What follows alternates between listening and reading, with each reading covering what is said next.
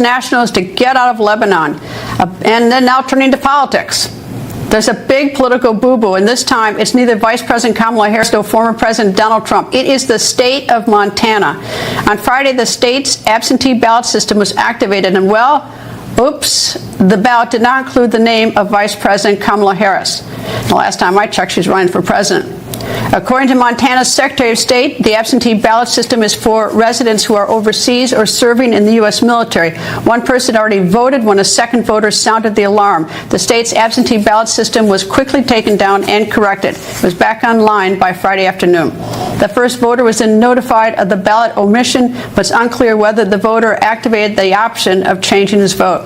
Harris's name will be on all Montana's printed ballots. That, according to a spokesperson for the Montana Secretary of State. Meanwhile, the vice president has more problems. She has come under siege by conservatives for failing to explain her policies. And now the vice president's luck is growing even thinner. Even CNN, known to be friendly to the vice president, is hammering her. CNN host Abby Phillip calling out the vice president for her attitude on the immigration issue. My own government has placed me on a secret terror watch list, targeting me as a potential domestic terror threat. Why? Political retaliation. I spoke out about how dangerous Kamala Harris would be to our nation if she were to be elected as president, and why the American people should be very concerned. Now, just before boarding a flight on July 23rd, my husband and I were pulled aside for additional TSA screening. Our electronics were swabbed for traces of explosives, and when we landed, my husband was pulled aside for another round of additional screening. On the next several flights that we took, our boarding passes were marked with the Quad S, and we were subjected to in-depth searches by the TSA every single time, each time taking 30 to 45 minutes. Every inch of our body patted down, every item in our carry-on searched and swabbed for explosive residue, and sometimes going through this all over again at the gate before being allowed to board the plane. Every time this happened, we were told by the TSA agent there, this is just a random selection. Now, that might have been believable if it had happened just once or twice, but 5, 6, 7, 8 times in a row, there's no way. On August 4th, federal air marshal whistleblowers came forward with very disturbing information. They revealed that I had been added to a secret terror watch list run by the TSA called Quiet Skies on July 23rd. This is the very same day my husband and I began to be subjected to those in-depth TSA searches. These are images of the TSA targeting package that the air marshals were given as part of their mission brief. I later learned that at least 3 air marshals were assigned to watch me every time I traveled, in the airport and on the flight. TSA deployed explosive K-9 detection teams and a TSA explosive specialist. Now, this is extreme by any measure. What were they looking for? What kind of threat did they think I posed? What were they afraid that I was going to do? None of this made sense until I put all the pieces together. On July 21st, President Biden announced he was dropping out of the presidential race and endorsing Kamala Harris to be the Democratic nominee. On July 22nd, I did an interview with Fox News' Laura Ingraham about how dangerous a potential Kamala Harris presidency would be for our country. The very next day, on July 23rd, the TSA placed me on the Quiet Skies domestic terror watch list, in what I can only describe as the ultimate betrayal. After putting my life on the line to defend the safety and security of the American people, the Harris-Biden regime has now labeled me a domestic terror threat. Why? They see me as a threat to their power. The Harris-Biden administration and Democrat elite have spent years weaponizing our law enforcement, our national security state, even enlisting the help of their friends in big tech and the mainstream propaganda media to retaliate against those who dare to criticize their actions and their policies, those they deem a threat to their power, because that's all they care about, power. On August 21st, the Congressional Committee on the Weaponization of the Federal Government launched an investigation into the TSA's clearly politically motivated actions against me to expose the truth. I am not the only political dissident the Harris-Biden regime is targeting. On Saturday, Christmas Eve of 2022, the IRS opened an investigation into independent journalist Matt Taibbi. just 3 weeks after he began publishing the Twitter files, which exposed the truth about the Democrats' collusion with Twitter to censor Americans online. They sent IRS agents unannounced to Matt Taibbi's home at the very moment he was testifying before the Select Committee on the Weaponization of the Federal Government, where he was warning the American people and members of Congress about the collusion between government and private enterprise to silence and censor Americans. Now, to take these extreme measures, you might imagine, well, hey, maybe Matt failed to file his taxes, or maybe he owed the IRS and the government a lot of money. No, that wasn't the case. The government actually owed him a lot of money. This was a case of retaliation and harassment, hoping that if they bullied and harassed him enough, he might stop exposing the truth. He did not. That same year, the Harris-Biden regime also targeted former FBI Special Agent Steve Friend.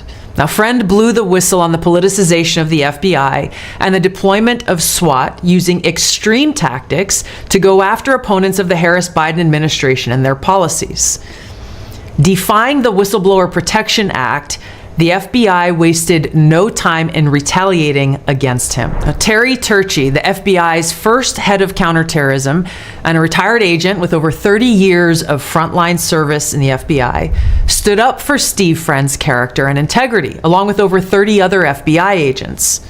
Turchie said, quote, "The FBI has been collapsed into nothing more than a police agency for the Democratic Party. Many of us feel that over the decades, we've seen the complete compromise of the Bureau." Now, sometimes the Harris-Biden administration uses their friends in the mainstream media to do their dirty work for them. Emmy Award-winning reporter Catherine Herridge, known for her in-depth reporting on the contents of Hunter Biden's laptop, faced multiple roadblocks by her higher-ups in her reporting at CBS.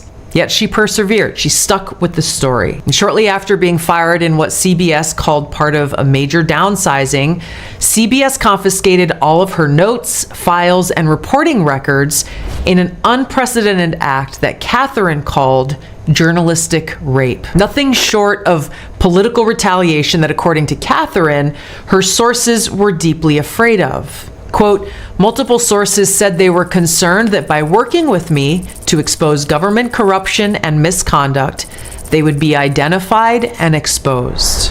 But it isn't just journalists that the regime has targeted. Permanent Washington has demonstrated the true extent of its unchecked abuse of power when it tried to remove a duly elected president, Donald Trump, in his first term. In 2017, President Trump questioned the credibility of the FBI as they investigated him based on accusations of Russian collusion that the FBI already knew were false. Senator Chuck Schumer issued a chilling warning about what happens when someone dares to challenge the intelligence community. 7 years later, and their abuse of power continues. This presidential cycle, the Harris-Biden regime weaponized the Secret Service against their political opponents, denying protection to Bobby Kennedy Jr., for example, for months, in spite of the fact that he presented evidence of serious threats on his life and multiple break-ins at his home. What to speak of the tragic history of both his father and his uncle being assassinated. They put his life at risk because he had the audacity to challenge the Harris-Biden presidency. Just think about that. They even denied President Trump's multiple requests for increased security. And what happened as a result?